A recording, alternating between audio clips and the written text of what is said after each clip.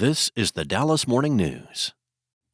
It's Friday, September 27th. A bit breezy this morning, but it will be mostly sunny in Dallas today. The high will reach 88. Partly cloudy this evening with an overnight low of 65. The weekend will be mostly sunny and warm with a high around 90 both Saturday and Sunday. Clear in the evenings with a low of 64. And there will be a gradual warming trend this weekend into next week as the state fair gets underway. That will be a little warmer than usual for this time of year, but cooler than it was last year on opening day. Fairgoers should be able to indulge in creative fried food, play some games on the midway, and cheer on cowboys at the rodeo without the chance of rain or sweltering heat. Today is opening day of the fair, and it runs through October 20th. In other news, Dallas County Commissioner John Wiley Price says Dallas should consider building its own jail, suggesting it could help lower the near-capacity county jail population.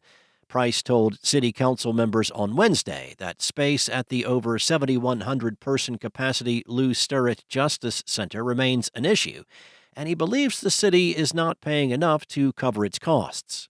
He said the sheriff's office spends, on average, around $16 million a month to run it.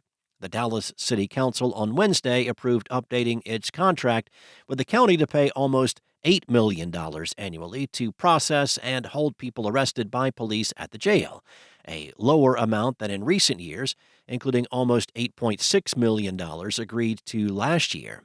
He noted around 6,700 people are in jail, and that Dallas County is trying to avoid following trends like those in other counties, such as sending inmates to other facilities to alleviate overcrowding.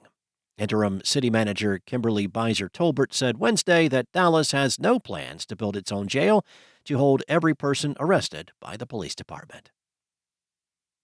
Next up, when the Texas Railroad Commission was created in 1891, regulating trains was part of its mission.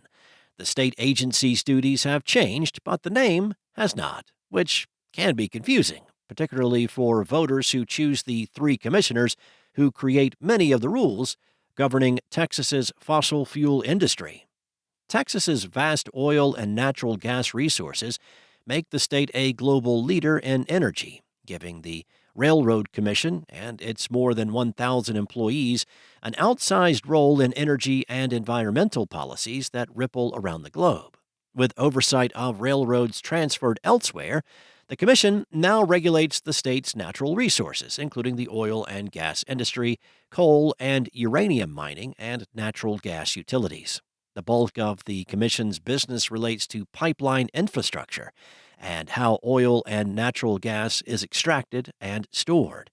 The Commission approves drilling permits, fines non-compliant operators, enforces weatherization standards for critical fossil fuel infrastructure, and also does environmental work. Three commissioners, elected to 6-year terms, typically meet once or twice a month in Austin. The meetings are held in public and can be quite technical, with commissioners considering hundreds of permit requests, enforcement actions, and penalties. And Southwest Airlines economy fare passengers may have to sacrifice some precious legroom to make way for new premium seating sections on many of the carrier's planes. The company unveiled plans Thursday for new boarding and seating configuration arrangements to accommodate assigned seating beginning next year. Among those changes is one less inch of legroom on most of its planes. Southwest will also remove a row of seats on its 737-700 jets, which make up about 45% of its fleet.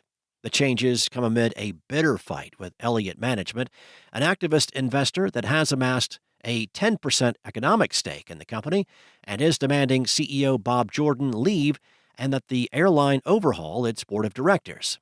Assigned seating was a resounding message from Southwest's research that showed it was the carrier's largest opportunity to broaden Southwest's appeal.